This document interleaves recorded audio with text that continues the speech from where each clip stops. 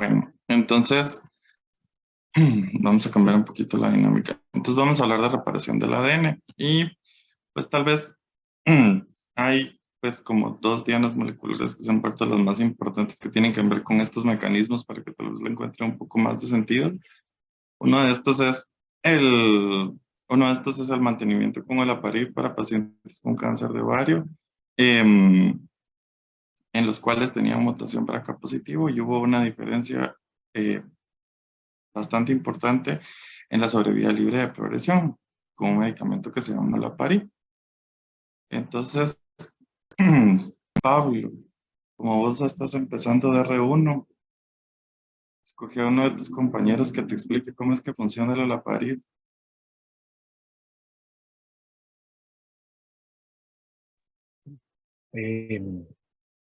No sé. Por favor que te explique a uno de tus compañeros. Igual solo tenés dos porque no está.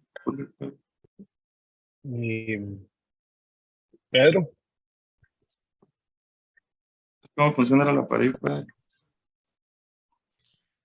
Lo que pasa es que cuando hay una reparación, tienes que saber que hay una reparación homóloga o no homóloga. Eso depende qué cadena qué hebra de ADN es la que se va a hacer ¿Cómo reparada. funciona? ¿Qué es lo que Pero entre eso está lo que es el BRCA. Lo que hace el BRCA es que toma esto, como digo, depende, y lo intenta reparar, dependiendo si tiene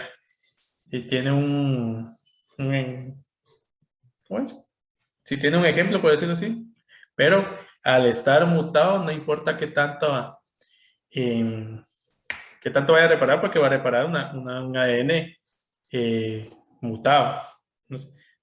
Sería con dibujitos para que entiendas, pero lo que hace el BRCA Ahí es... está el lápiz. ¿Cómo? Aquí está el lápiz. Puedes manchar encima. Hay un lápiz. Ah, te Si estoy quieres hacer el viendo. dibujito. Ujú. ¿Cuál es el mecanismo de acción del olaparib? Es inhibir el BRCA. Ah, va.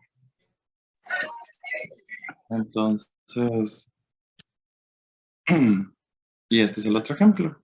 Bueno, entonces, este es un estudio en cáncer gástrico avanzado en el cual lo que se trataba de probar es si la inmunoterapia podía tener algún rol en el tratamiento de en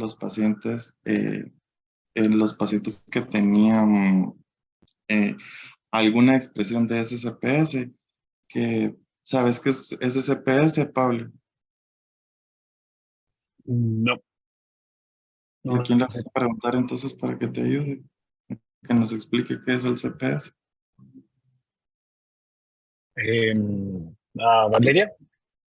Va, ¿qué es el CPS, Valerio? Recuerdo cómo era la fórmula, pero con un CPS, dependiendo del número ¿Pero qué es lo que mide? Es algo de los linfocitos y no sé qué, dividido a... Es que no me recuerdo de la fórmula, pero No la fórmula, pero ¿qué mira? mide el porcentaje de CPS para ver si... O sea, mide un porcentaje para ver si ¿Pero de qué es... marcador? Si es para inmunoterapia. Ah, sí, para inmuno, Por eso, pero ¿qué marcador molecular estamos buscando? PDL1. L1, bueno. Entonces, la diferencia es que aquí toma en cuenta también las células inflamatorias, ¿verdad? A diferencia del TPS, que a veces lo usamos, que solo ve las células tumorales. Pero entonces, si ven, una de las cosas importantes es que si ven la adición de la inmunoterapia, aunque demostró que entre más alto era el CPS o más porcentaje de PL1 tenían los tumores, podía ser efectivo, pasó algo que nunca se había visto en cáncer gástrico con la combinación, ¿verdad? Con un marcador diferente que es inestabilidad microsatelital elevada, ¿verdad? Que es un marcador mutacional que entonces, Pablo, bueno, te toca Julio por descarte. ¿Qué es eso de de la inestabilidad microsatelital? ¿Cómo la puedo medir?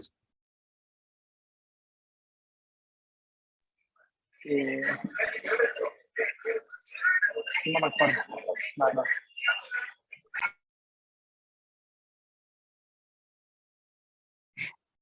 O sea, miren, pues esto,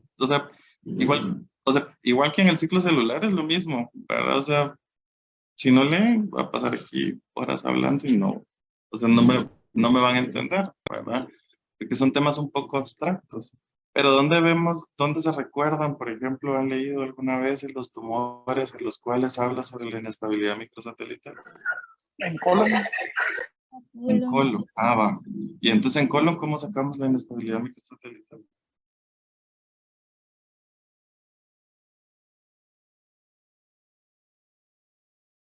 ¿Qué significa eso de los microsatélites?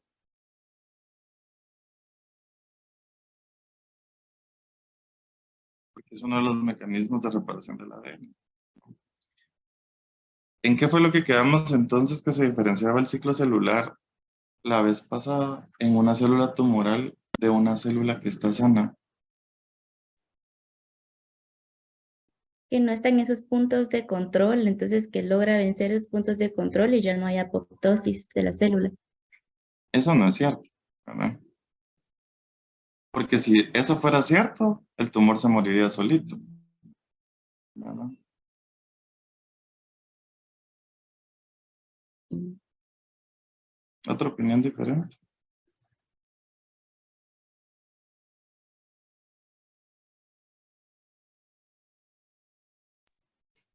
Pues son varios puntos, entre esos inhibe lo que es la apoptosis, lo que había dicho Valeria, también estimula la angiogénesis, también hay, como lo decís, la inestabilidad Ciclo microsatelital. celular, solo el ciclo celular. Quedamos de que, o sea, ustedes cuando empezamos la clase, que pueden revisar el video, me habían dicho de que era una, era una reproducción de la célula que no era controlada, ¿verdad? Pero vimos que eso no es cierto, porque si tuviera una pérdida de todos los controles, o sea, de todos los controles de chequeo del ciclo celular, que eran tres, ¿cuáles eran? De la fase G1 a la X1, Ujú. De la S a la G2 y la M. De la S a la G2 no hay, ¿no? ¿En dónde está ese punto?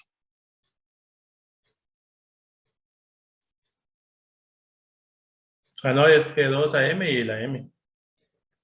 Entonces, cada uno de esos tiene un punto importante. Que se acuerdan que en la M es la alineación de los cromosomas, no se llama punto de control en M, sino que es anafase metafase de G2 a M, en el cual lo que tiene que pasar es de que tienen que estar unidas las cromátidas hermanas para que logre pasar ese punto de chequeo y el de G1 a S. Y habíamos quedado que lo que pasa es de que si se pierden los tres controles, entonces lo que va a pasar con las células es que se van a morir. Generalmente es una proliferación que está acelerada o que tiene un ritmo que no debería de tener, pero que preserva esos últimos dos puntos de chequeo para evitar que la célula se muera, ¿verdad? Entonces, acelerada, pero controlada para que el tumor se pueda preservar, ¿verdad? O sea, para que el tumor pueda vivir. Porque justamente eso es lo que buscan, ¿verdad? Que el ADN se dañe con estos blancos moleculares para que la célula esté tan dañada que se muera. Y por eso es de que tanto como la inmunoterapia, como el ver, como el olaparib, ¿cuál es el mecanismo de acción del olaparib? inhibe la síntesis de PARP. No la síntesis, ¿verdad? O sea, la enzima en sí, ¿verdad? ¿Qué es eso del PARP entonces? Del PAR1. Poli-ADR ribosa, pero Ajá, pero ¿qué hace? mm,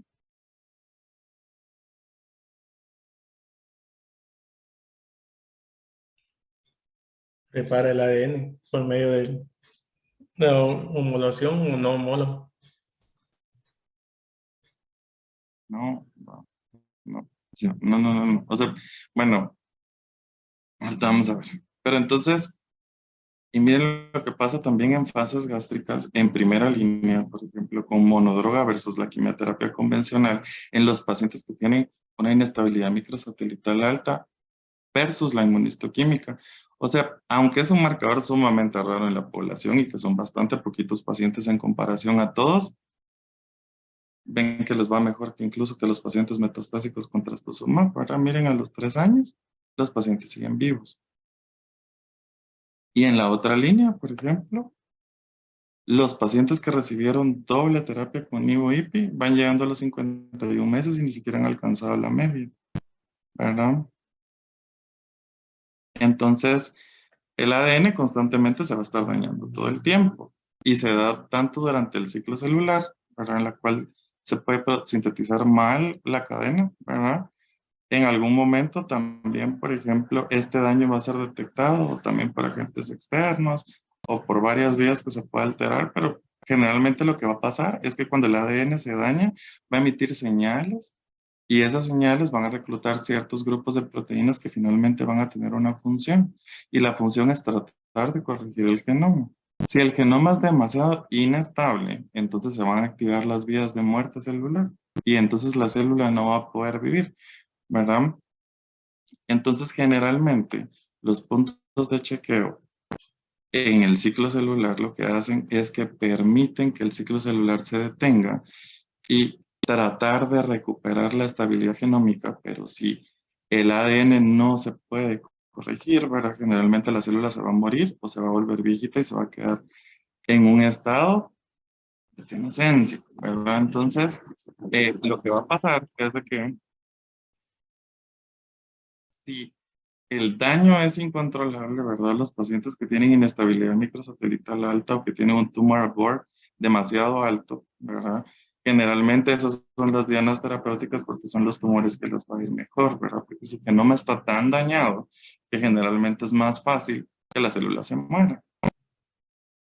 Entonces, generalmente, por ejemplo, en algunos, cuando el ADN se daña, ¿verdad? Generalmente lo que se trata es de si existen lesiones celulares, pueden pasar algunas cosas, ¿verdad? Y generalmente una de las cosas que puede pasar es que la célula no pueda seguir con el proceso de replicación del ADN, porque con la mayoría de las terapias del cáncer, eh, y eso va a llevar finalmente a que la célula se quede en un estado vegetativo o senescente, o que la célula pues finalmente lleve a la apoptosis.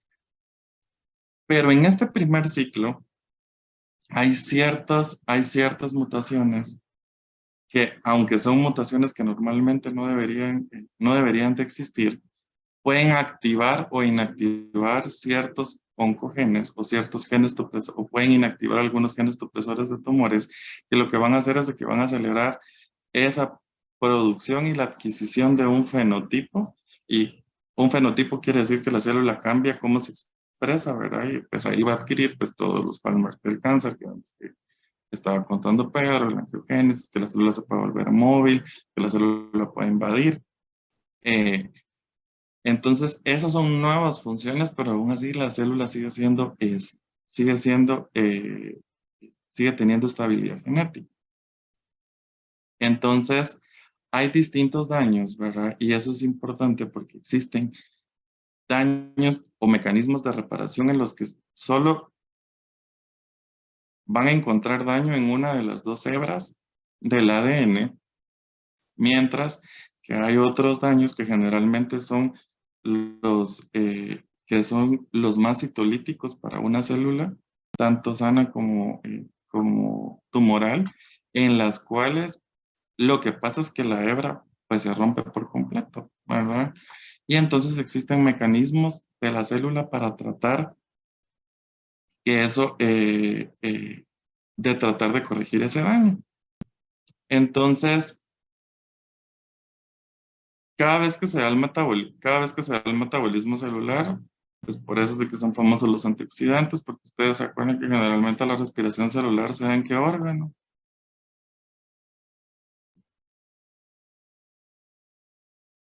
En la mitocondria. En la mitocondria, ¿verdad? Bueno, ya llevan una. Entonces, ¿cómo se llama?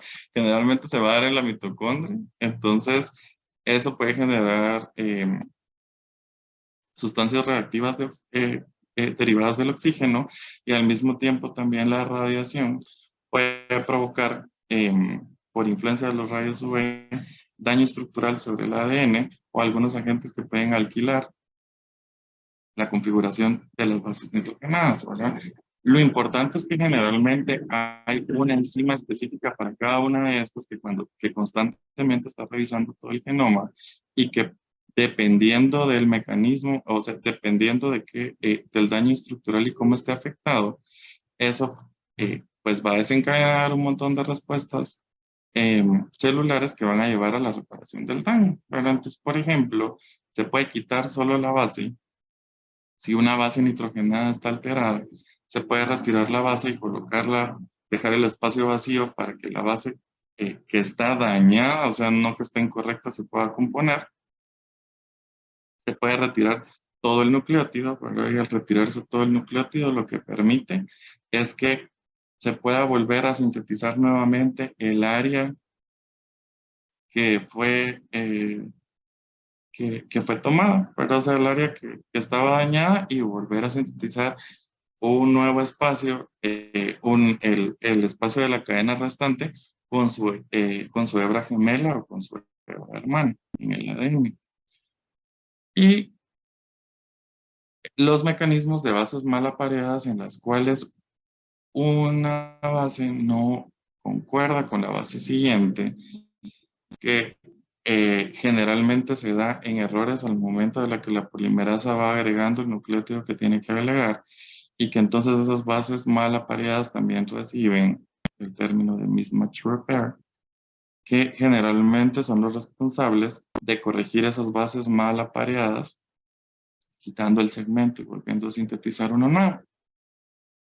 Y finalmente, cuando la hebra se rompe, existen dos mecanismos en los cuales se llaman mecanismos de reparación en la doble hebra, en la cual la hebra se rompió, y generalmente hay dos, para que son la reparación,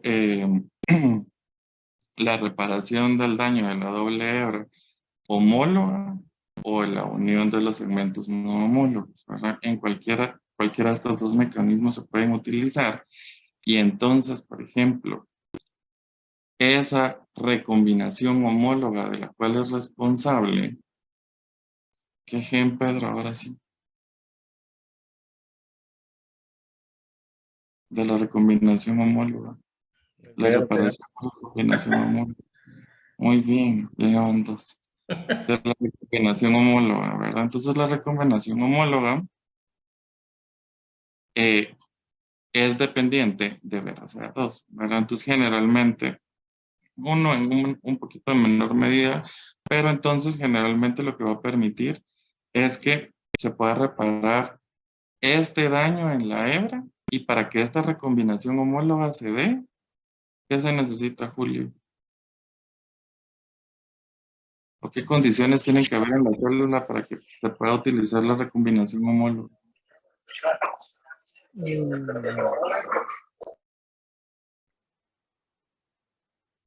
O ponerle con tus palabras y explicarnos qué entendés de eso. ¿Cómo entendiste la recombinación homóloga el año pasado?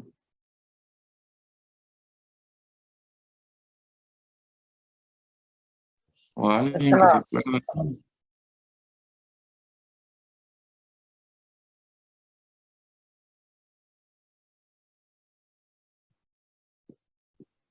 Es para que ese mecanismo ocurra, tiene que haber otra copia intacta del gen para poder hacer la reparación.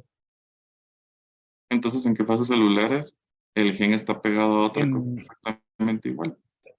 en ese, ¿En cuál? en ese, síntesis. En la replicación del material genético, ¿y en qué otra? Y al final de G2, ¿verdad? Porque la G2 termina con la alineación de los cromátidos hermanos, ¿verdad? Entonces, pues el daño directo, ¿verdad? En la cual, por ejemplo, hay enzimas que constantemente le están dando vuelta, ¿verdad? O sea, que constantemente le están dando vuelta, y generalmente tienen que ver con reacciones de hidrólisis, reacciones de acetilación o reacciones de metilación en el ADN, que esas pues van a haber varias enzimas, ¿verdad? Dentro de esas, las fotosilasas, las desmetilasas o las enzimas alquilantes, que lo que van a hacer es que si detectan que hay algo malo en la base, pueden todavía reparar la aberración de la base, como en este caso, por ejemplo, la adición del grupo metilo a la guanina, ¿verdad? Y entonces Eso hace que aunque ese grupo esté anormalmente unido al ADN, estos mecanismos se llaman de reparación directa porque, o sea, lo único que no necesitan abrir la hebra, no necesitan una copia, no necesitan hacer ningún proceso, sino que simple y sencillamente las enzimas van a quitar los grupos anormales. Entonces, generalmente este daño, ¿verdad? Es frecuente durante, ¿cómo se llama? Durante todo el ciclo celular y tiene que ver tanto con el efecto de la luz, con el efecto del estrés oxidativo o con ataques de enzimas que no deberían de atacar las células, que son ataques hidrolíticos, rompiendo los puentes de hidrógeno donde ven las flechas azules, daño directo por el estrés oxidativo, aportándole cargas positivas con las señales del superóxido donde ven las flechas rojas y metilaciones anormales donde ven las verdes. Entonces, enzimas específicas lo que van a hacer es que solo le están dando constantemente vuelta a todo el material genético y cuando detectan alguna anormalidad de estos, la reparan inmediatamente. Y hay algunos mecanismos que se llaman mecanismos indirectos de reparación del ADN. En estos lo que pasa es que se tiene que detectar primero el daño y después de que se detecte el daño, entonces estos mecanismos van a empezar a actuar al detectar el daño, valga la redundancia, en el material genético, ¿verdad? Entonces, dentro de los mecanismos en la monohebra está la excisión de base, ¿verdad? Y entonces en la excisión de base generalmente lo que va a pasar es que ven que, por ejemplo, en esta hebra de ADN, el uracilo, pues es algo que el uracilo no forma parte del ADN, entonces el uracilo tiene que ser retirado y al ser retirado se corrige con la citosina, ¿verdad? Entonces básicamente lo que hace el mecanismo de excisión de base es que primero permite retirar la base incorrecta, después rompe el enlace el enlace glicosilado del azúcar para que se libere la base completa y una vez que ya se liberó la base completa, la ADN polimerasa va a legar el nucleótido correcto y finalmente la ligasa lo vuelve a unir, ¿verdad? Entonces, este es el mecanismo de daño, o sea, que una base esté incorrecta es uno de los mecanismos que generalmente se va a dar más frecuentemente y es una reparación es rápida para el ADN, ¿verdad? Que esto también se está dando constantemente al revisar todo el genoma. Entonces, básicamente lo que hace es que quita la base incorrecta, rompe el enlace que unía a la base de su sitio y agrega la nueva base y vuelve a agregar el nucleótido propiamente, ¿verdad? Y el otro es la excisión del nucleótido completo y no solo la base nitrogenada, en la cual hay que quitar todo el segmento, ¿verdad? O sea, se quita todo el segmento de todas las bases que está incorrecto, ¿verdad? Y otra vez, ¿verdad? O sea, se va a eliminar, se va a romper el enlace, la ADN polimerasa va a volver a sintetizar otra vez todo el segmento y finalmente la ligasa va a unir el nuevo segmento a la hebra, ¿verdad?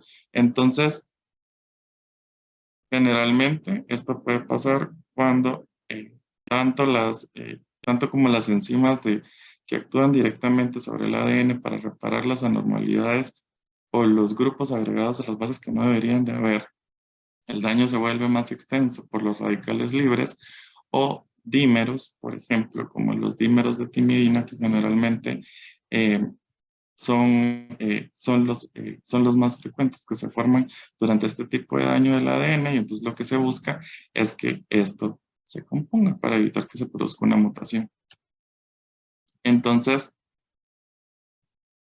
a manera de esquema, bueno, aquí vemos, por ejemplo, que este es el esquema sencillo, ¿verdad? O sea, no es así. Todos van a ver que todos los mecanismos reparadores tienen un marcador que va a reconocer la base que está normal, eso se va a pegar, permite que reclute una enzima y esta enzima lo que permite es primero quitar la base, después romper el enlace, después enviar señalizaciones para que la ADN polimerasa agregue el nuevo nucleótido y finalmente se ligue y se cierre y se una finalmente al material genético. Y lo mismo pasa con la excisión de los nucleótidos en las cuales se quita todo el segmento, ¿verdad? Todo el segmento dañado y se vuelve a sintetizar nuevamente el segmento dañado utilizando la hebra hermana, pero se recuerda, entonces este que usa la hebra hermana es un mecanismo de reparación por recombinación de doble hebra o de monohebra. Monohebra. Son reparaciones de monohebra, ¿verdad? Llevan 3.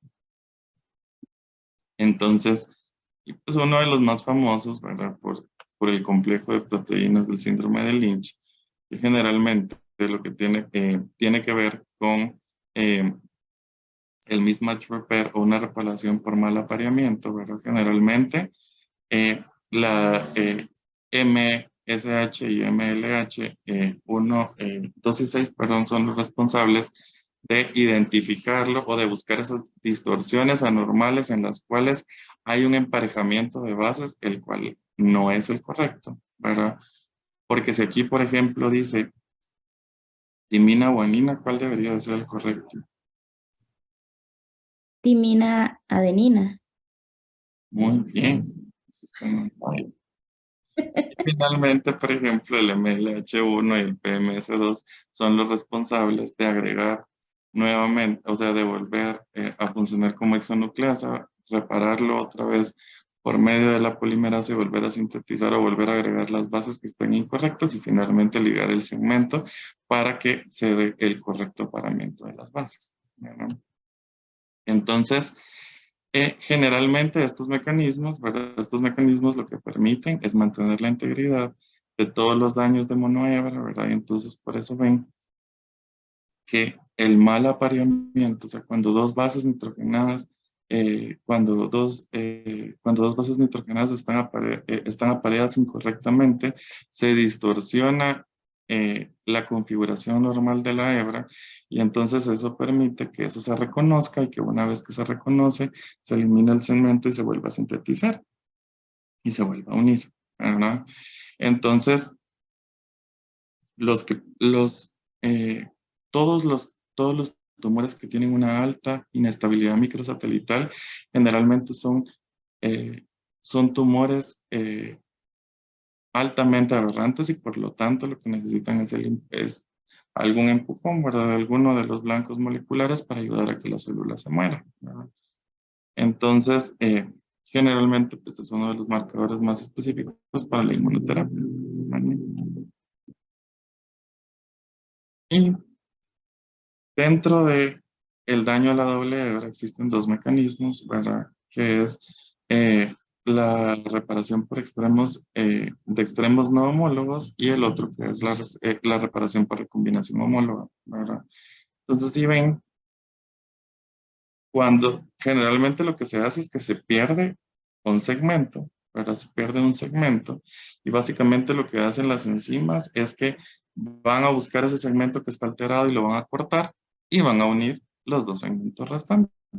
Mientras que cuando las cromátidas hermanas están unidas, el mecanismo de reconocimiento de daño celular va a permitir de que se logre identificar este daño y por medio de otro grupo más complejo de enzimas va a permitir volver a abrir como la horquilla de replicación para que las mismas hebras de las cromátidas hermanas sirvan como molde para volver a sintetizar los segmentos faltantes, ¿verdad? Y generalmente este es el mecanismo que permite la conservación del material genético, a diferencia, por ejemplo, del mecanismo de reparación homóloga en el cual lo que ven es que lo único que se hace es que para que las hebras de ADN no se queden inestables, se corta todo el pedazo genético que falta, ¿verdad? O que está aberrante, y lo que se hace es que se pegan o se unen el material restante. Entonces, es por eso que generalmente en todos los puntos de chequeo van a ver que se desencadena la respuesta ATM-ATR, que fue la que ya vimos en la clase pasada, que finalmente es la que lleva a la liberación de los marcadores para identificar ese daño celular, que generalmente es ese daño del material genético, que es el daño a la doble hebra de ADN, y entonces detener en ese momento el ciclo celular para permitir que se repare. Entonces, es como el bonito, ¿verdad? Y tampoco vamos a ahondar tanto en las bases moleculares de cómo se dan estos mecanismos reparadores, se me van a perder. Pero, básicamente, todos los mecanismos de recombinación homóloga están mediados, igual como vimos en el daño por la doble hebra, por sensores que generalmente están constantemente buscando dentro del genoma daños aberrantes a la doble cadena, y una vez que eso se hace, este grupo de proteínas, que generalmente el más frecuente es el RAD50, se va a unir a los extremos en los que se perdió el material genético, va a producir la señal de ATM-ATR, que eso lo que finalmente lleva es ya sea la síntesis de P53 para detener el ciclo celular, que es uno de los puntos de chequeo más importantes y que es lo que se pierde en el cáncer, que vimos que es el que generalmente está alterado, o los otros genes involucrados también en el detenimiento de S y G2 por CHEK1 y ATR, ¿verdad? Para tratar de detener el ciclo celular y que finalmente estos medios efectores logren parar el ciclo celular para llevar a cabo la reparación. Entonces, todas estas proteínas la mayoría de estas proteínas forman parte de un complejo que se llaman genes de la recombinación homóloga. ¿De dónde han escuchado, por ejemplo, que le van a mandar a hacer un panel de recombinación, de mutaciones en los genes de la reparación homóloga?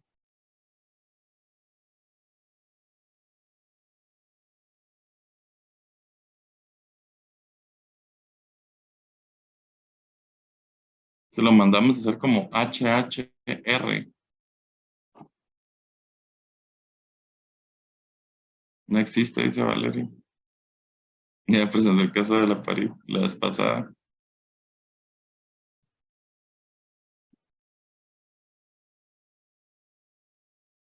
Pedro. BRCA, ¿no? Ah, BRCA. por eso, BRCA sí, pero BRCA, no solo BRCA, check 2, check 1, o sea, por eso se llama panel de recombinación homóloga. Pero ¿para qué tumor lo utilizamos? Y ya está aprobado para su utilización. Es para el mismo, ¿verdad? Porque por eso es importante que sepan cuál es el mecanismo de acción. Entonces, por ejemplo, con la pista que te dio Valeria, Pedro, si tenemos un medicamento, entonces, por ejemplo, que lo que va a evitar es que se dé la reparación, porque los PAR1 son parte del grupo efector de la reparación en la monohébara, ¿verdad?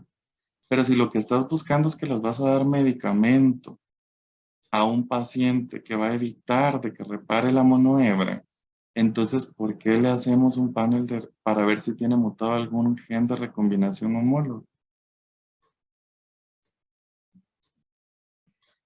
Para ver si le podemos dar otros medicamentos. ¿Cómo cuál? También está el neriparib, ese es otro. O sea que, por ejemplo, el Em, panel mutacional de recombinación homóloga, si me sale positivo, no le puedo dar olaparib, sino que solo le puedo dar rucaparib y niraparib. Así es. es que, es que no me acuerdo bien los nombres, pero hay como siete genes de reparación, entonces en base a eso puedes ver. Estos son los genes. Check 1. Esos son los genes. ATR, ATM, BRCA1. Todos esos son los genes, por lo que lo que quiero que abstraigas es que todos los inhibidores, por eso ese grupo de medicamentos se llaman inhibidores del PARP, así se llaman, ese es su mecanismo de acción, no son inhibidores del BRCA, No, después, ajá. son inhibidores del PARP. Entonces, si inhiben una proteína que no tiene nada que ver con la recombinación homóloga, ¿por qué sí es requisito indispensable que lo tengan para que le des el medicamento? A todos los inhibidores del PARP ya está probado que no solo BRCA1 y BRCA2 son los únicos genes, sino que son todos los genes que intervienen en la recombinación homóloga. O sea, ¿cómo te explicas ¿Has visto algún paciente con olaparib en la cosa? ¿No? ¿O has escuchado algún caso de los que hemos discutido? O sea, ¿por qué, ¿por qué le voy a buscar una mutación en la que no actúa el medicamento?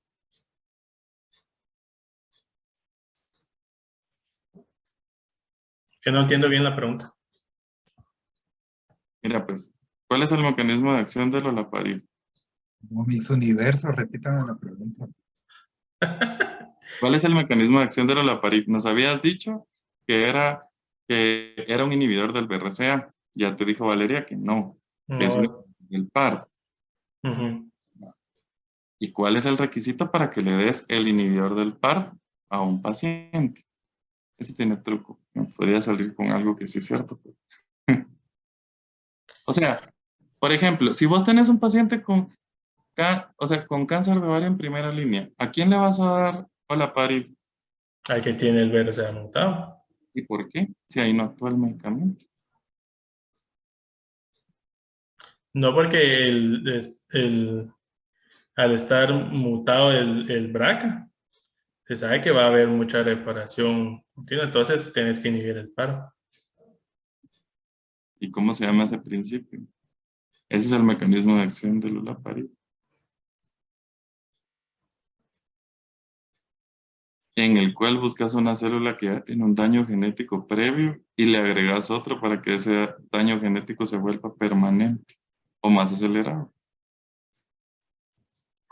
El dado hit. Será. Se llama letalidad sintética, ¿verdad?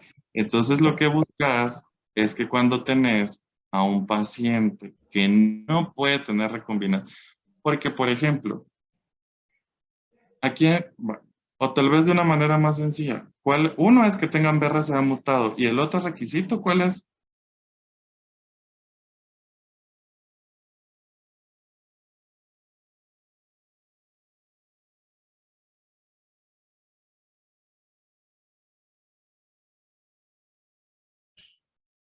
No me recuerdo. ¿Alguien se recuerda cuál es el otro requisito para poder usar este medicamento? Les voy a poner los tres escenarios porque sí lo saben, lo que pasa es de que no saben por qué. Por eso es de que no saben por qué. Pero, por ejemplo, les voy a dar 3 ejemplos y entonces ustedes díganme quién iniciamos a la pared. Yo tengo un paciente con un cáncer de ovario, el cual eh, se hizo citorreducción efectiva. Se hizo citorreducción efectiva y después de citorreducción efectiva iniciamos paclitaxel cisplatino, le sacaron un BRCA mutado y el BRCA está positivo.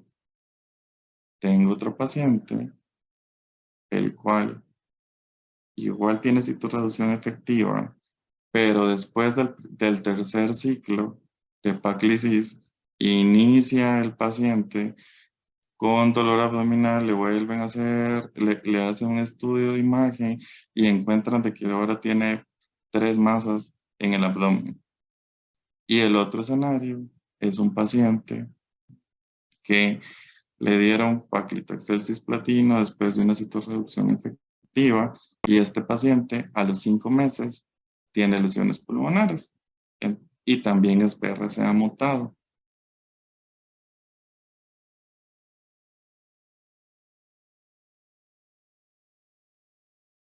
Al primero y al tercero.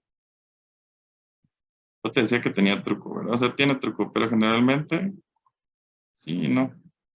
Porque lo que pasa es de que solo sí hay una indicación para BRCA mutado, pero es para verlo en monoterapia. Pero generalmente, el siguiente requisito es que tienen que ser sensible a platino, porque si ustedes se acuerdan, el cisplatino fomenta el daño en la monohebra del ADN. Entonces, si le das medicamento y el paciente respondió bien a la quimioterapia y es sensible y lo logras catalogar como sensible a platino, esos son los pacientes del solo 1 a los que les fue tan bien con el BRCA mutado.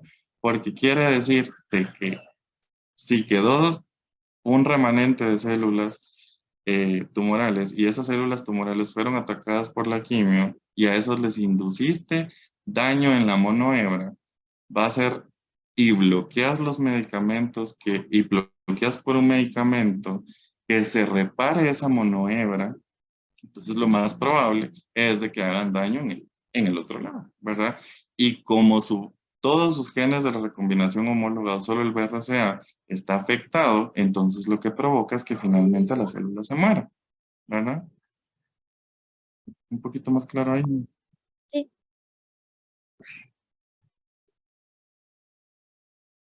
Entonces, como ven, no es tan sencillo, ¿verdad? O sea, no es tan sencillo, por eso les traté de poner en dibujitos, sino que existen ciertos marcadores que los más importantes es que cuando se detecta un daño a la doble hebra de ADN, que generalmente son proteínas sintetizadas tanto por BRCA1 como BRCA2, este complejo responsable del BRCA2 es el responsable de identificar y marcar como alteración de que hay un daño a la doble hebra para que se permita que por medio de su cromátido hermana se logre reparar. Y cada vez que uno de estos marcadores detecta el daño, ya sea en la hebra o en la monohebra, como vimos anteriormente, van a desencadenar la activación de los genes de APM y ATR, dependiendo de cuál sea la fase del punto de chequeo en el ciclo celular, para detenerlo y permitir que este proceso de la recombinación homóloga se dé y evitar entonces la apoptosis, ¿verdad? Entonces, puede haber daño a la monohebra, puede haber daño en la doble hebra. Generalmente hay daño a la hebra en el que va a ser mucho más grande, por lo tanto, se necesitan mecanismos un poco más grandes para poder, que no solo van a quitar el nucleótido, ¿verdad? No solo van a quitar la base dañada, sino que hay que quitar todo el segmento y volverlo a producir, aunque sea en la monohebra, o todos los marcadores para el daño a la doble hebra, que estos pueden ser de recombinación homóloga o recombinación no homóloga. Entonces, generalmente todo este sistema y todos estos medios de reparación están constantemente funcionando y evitan de que todas las mutaciones que normalmente se den, pues sean mínimas y permite que la célula mantenga su genoma estable. E incluso en las células tumorales, generalmente las células que tienen inestabilidad microsatelital son las que son más susceptibles a los tratamientos, ¿verdad? Y los que tienen mejor pronóstico. Es otra vez en chiquito, ¿verdad? Lo único que se hace es de que el que no es homólogo corta el pedazo y lo une, mientras que la recombinación homóloga usa a la hermana para componerlo y de todos los genes que participan para que se pueda dar la recombinación homóloga, es el panel que saca de mutaciones de el HHR para, eh, los, para los medicamentos que actúan específicamente bloqueando el par, ¿verdad? Porque lo que necesitan es que la vía de recombinación homóloga esté alterada para que puedan funcionar, ¿verdad? Esto que fue lo que discutimos de la letalidad sintética, ¿verdad? Y creo que el otro ejemplo, ¿verdad? Que entonces aquí está como dibujito, ¿verdad? Fomenta el par lo que hace es que evita que los daños a la monohebra se reparen, ¿verdad? Al bloquearlo. Una vez que están bloqueados, ¿verdad? Como no hay par para que lo componga, entonces generalmente si a un daño, si a un daño se presentó, entonces es más probable que que se acumulan mutaciones de doble hebra y como la célula tiene un sistema de recombinación homóloga diferente, entonces finalmente lleva a que la célula se muera, ¿verdad? Pues estas son algunas de las indicaciones que hay para que vean que ya se utiliza, ¿verdad? En los que tienen recombinación homóloga, en los que tienen BRCA mutado. Y